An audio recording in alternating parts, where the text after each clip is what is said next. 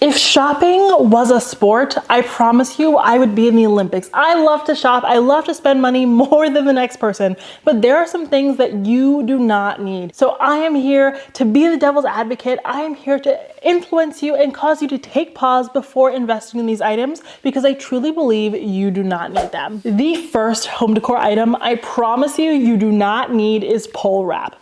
If you don't know what pole wrap is, it's basically slatting that goes on a basement pole. This stuff has taken over the internet. All the people who had never stepped into Home Depot before stepped in because of this pole wrap, because it goes around the poles in your basement to make them look a little bit less ugly, even though they still look hideous.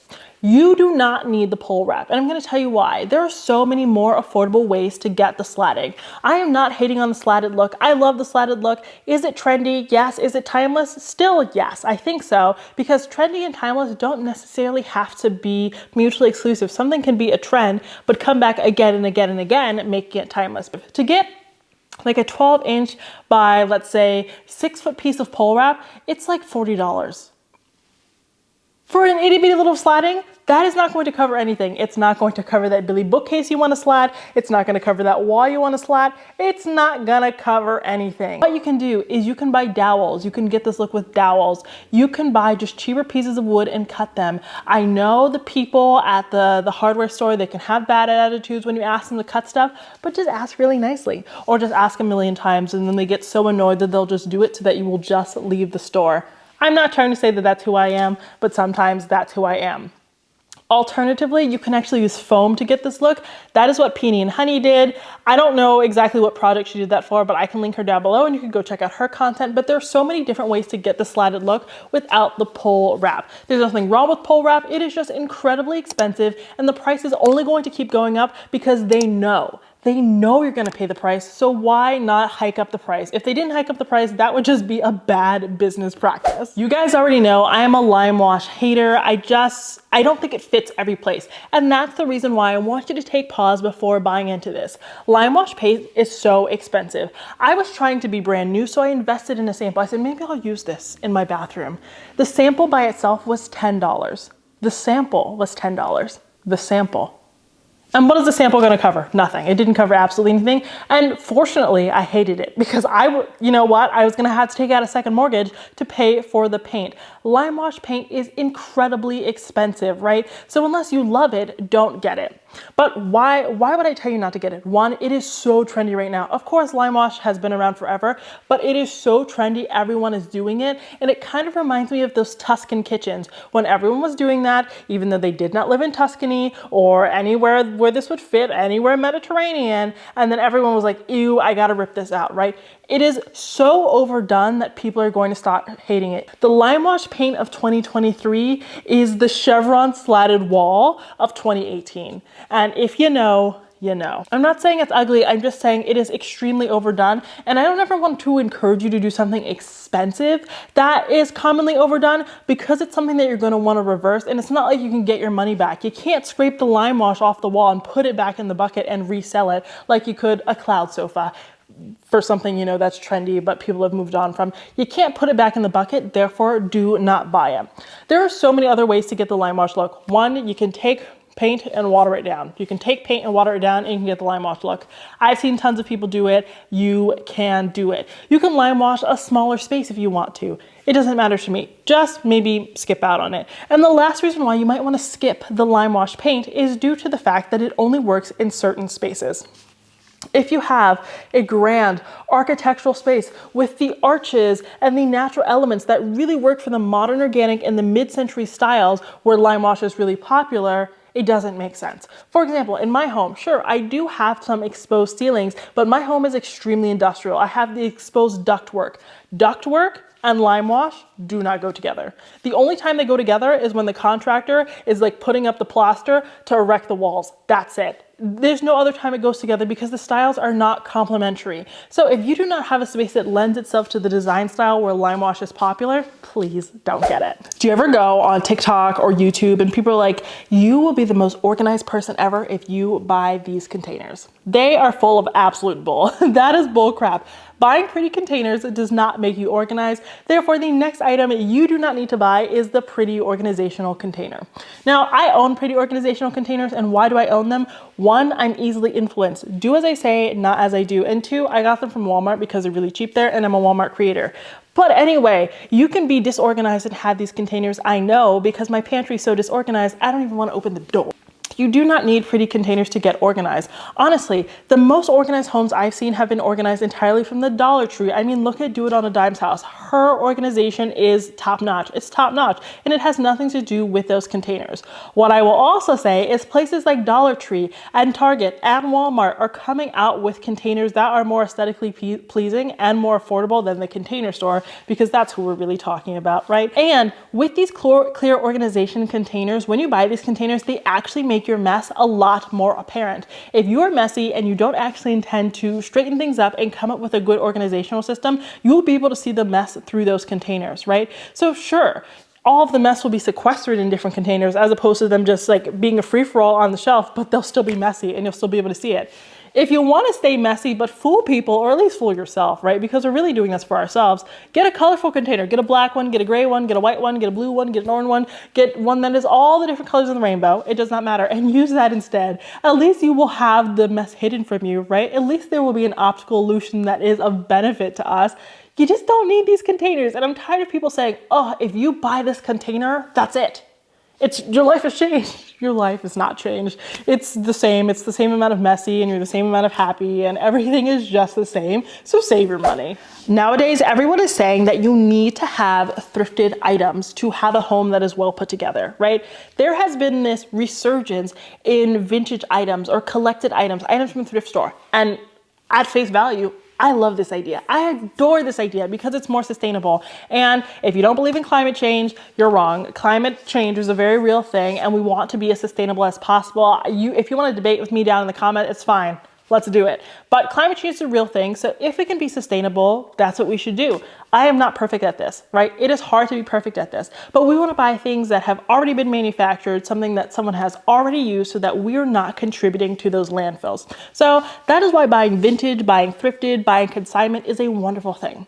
But what people are doing now is they are somehow, I didn't even know this. I don't even know how we got here. We went from doing fast furniture with new pieces with like IKEA and all that, but somehow we're doing something like that with vintage decor. We're just running through different items from Cherish and Craigslist and Goodwill, the thrift store, all that good stuff. We're just running through these products and still putting them in the landfill, right? We're not buying these dressers and, oh, we like it or whatever, and we keep it for years to come. We're like, oh, I like this dresser, but now there's this different vintage style I want to do, so I'm going to buy a new dresser. I'm going to put this one in the landfill because I don't feel like meeting someone sketchily in the Walmart parking lot to share this on Facebook Marketplace.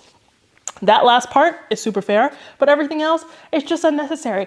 These items that were being reused are now also ending up in the landfills. It just doesn't sit super well with me, because when it comes to vintage, and I hate to say this, I hate to be the bearer of bad news, if you're incorporating modern in vintage, but you're not doing it super well, it starts to look like your grandma's house. And we love grandma. Grandma is the best, but we all know what grandma's houses look like. They are just not hitting it. It's like, ooh, this is old and I do not like it, right? We're not looking for that. We're not looking for grandma chic. We're looking for modern meets vintage, and it's telling a story. Also, what people also get wrong here is that they overcollect, right? Maximalism is in, and being a maximalist with vintage item is in. So you just have all these things, and then it just looks like you're collecting dead people's stuff. And that isn't always the vibe unless that dead person is really important to you, in which case I support it. I resent the first person who said, oh, you got to take out that fan to have that luxe look. That is stupid. That's stupid for a lot of people. And I'm using the word stupid because that's correct. Fans help with circulation. Fans help with circulation. They help to pull the heat down if that's the case. They help to cool down the house if that's what you need. They are actually very useful. And there's nothing wrong with fans, right? You can actually just get a 3-blade fan instead of a 5-blade fan if you want it to look a little bit more sleek, a little bit more contemporary. Alternatively, you can switch out the light bulbs on your fan. You can actually opt for fans that have a light that is more inside instead of one that like sticks out with those droopy, ugly light bulbs. There's so many more options when it comes to fans that you do not have to sacrifice your comfort for style, right? There are stylish fans. You do not need to get a chandelier and then pour sweat in your own home. You don't need to do that. Only pour sweat in the sauna. Don't do that at home unless it's your cup of tea, in which case, yes, definitely do that. And here's the worst part. At the same people who will tell you to get rid of your fans and install chandeliers instead will have an ad the next week saying, oh, you should buy this fan by Dyson. It's a $750 fan. No, it's just not practical for a lot of people. If you are adding a fan after removing a fan, it's like, it's just not clicking. Why would I buy a fan when I already had a fan? My fan was fine, so just keep the fan. So please take pause before buying into this trend. A lot of the people who are making these recommendations live in cold places where this is not relevant to them. So think about your location before you really get rid of your fan. Now, this is what I hate to say. I hate to say it, but I owe you honesty, and I can say things that I don't like, right? The next thing that you might want to take pause before buying, something else that people should stop recommending that you buy, is wallpaper. Now, I'm a wallpaper fan. I love wallpaper. Wallpaper is the first time in my life I've really enjoyed color. So this was really exciting for me. I was excited about wallpaper because wallpaper is a great opportunity to add a pattern, to add a color to your home. And I don't know, it's great. It is the accent wall, right? It allows you to have an accent wall that isn't just made out of paint. Because I'll be honest, paint can kind of get boring with the accent wall. And as I said earlier, a lot of us are over like the slotted accent walls. So wallpaper has become the new thing. And that's not me saying wallpaper is new. I know wallpaper isn't new.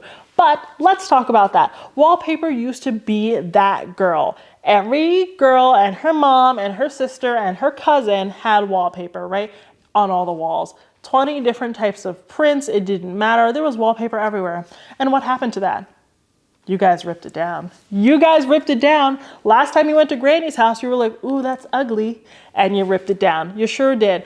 I love wallpaper. I love that it's making a comeback, but it's one of those things kind of like the Limewash Paint where I'm seeing people do it too often. I'm seeing people do it too often. If every wall is covered in wallpaper, wallpaper is the new paint, but it's a lot more expensive than paint. And that is honestly unfathomable to me because paint is so expensive. It's highway robbery. I mean, honestly, it is ridiculous. I think wallpaper is being overdone, and it's not an easy fix like painting a wall. If you paint a dark accent wall and you decide you don't like it anymore, it's not trendy anymore, you can just paint over it, right? The paint's expensive, but you can do this with your spouse or your friend or whomever in a day or two. If you do not like your wallpaper, you gotta rip it down. And this does not apply to peel and stick wallpaper if you have a good brand, but you gotta rip it down. You have to level out the wall. You have to flatten the wall. It's a lot of effort to reverse this, and that's not great. And it can be really costly because it's one of those things that most people don't end up doing themselves. They have to actually hire out. And I don't know about you, but if you've tried to get any type of handy worker in the past year, it's been really difficult because everyone is doing a home project. So I'd say take pause on the wallpaper, or at least the real wallpaper, not peel and stick wallpaper, for a while to see how the trend develops over the next few months. And I don't have too much to say about this one, but something else people need to stop telling you to buy, if it really does not work for your lifestyle, is a real tree. I am team faux tree here. This is team faux tree. Let me know down in the comments, are you team real tree or faux tree? But having real oversized, overflowing greenery is trending big right now. People are just hacking down a tree. They're hacking it down. That's me hacking down a tree. You can tell I've never done that before. They're hacking down a tree and they're putting it on their dining table. They're saying, this is it. This is chic. This is my tree, right? And honestly, I think it looks damn good. I think it looks damn good. But a lot of people do that and they have no idea how to take care of this tree. No idea how to take care of this tree. So, you cut it down, you brought it inside, you cleaned it off so that you don't get a bug infestation in your house. You went through all this, and then not 1 week later, it's dead. Or you're going to Trader Joe's every single week buying flowers, but the flowers die after 2 days, right?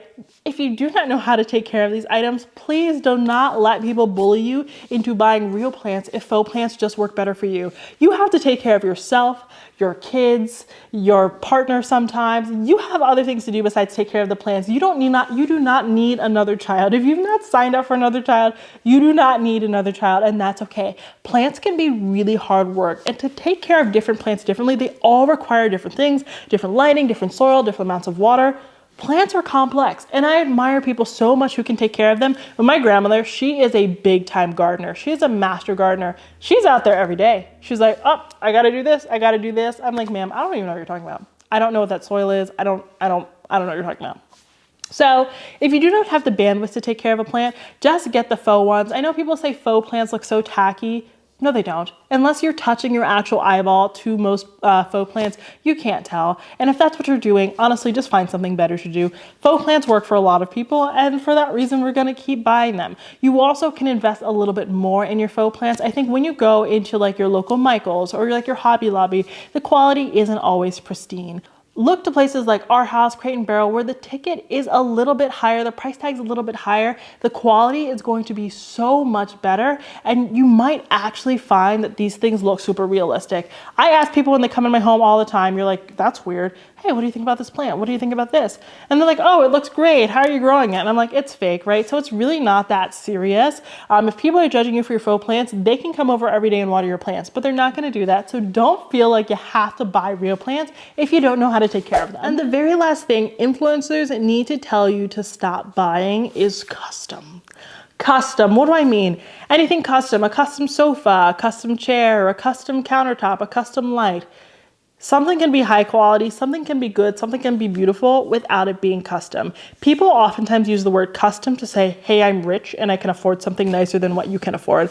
That's what it means to a lot of people. And oftentimes it takes a lot longer to get those things. If you don't like it, you can't return it. So honestly, unless you are absolutely certain you want something, it tends to be a huge, big, fat waste of money. A lot of the things that people buy custom, you can take a screenshot of them on Google and reverse image search it, and you can find a place where they make it already, right? You do not have to custom order it, so you can save your money. Just don't let the term custom get to you and make you feel bad about yourself. I hear people throwing this around all the time, and it's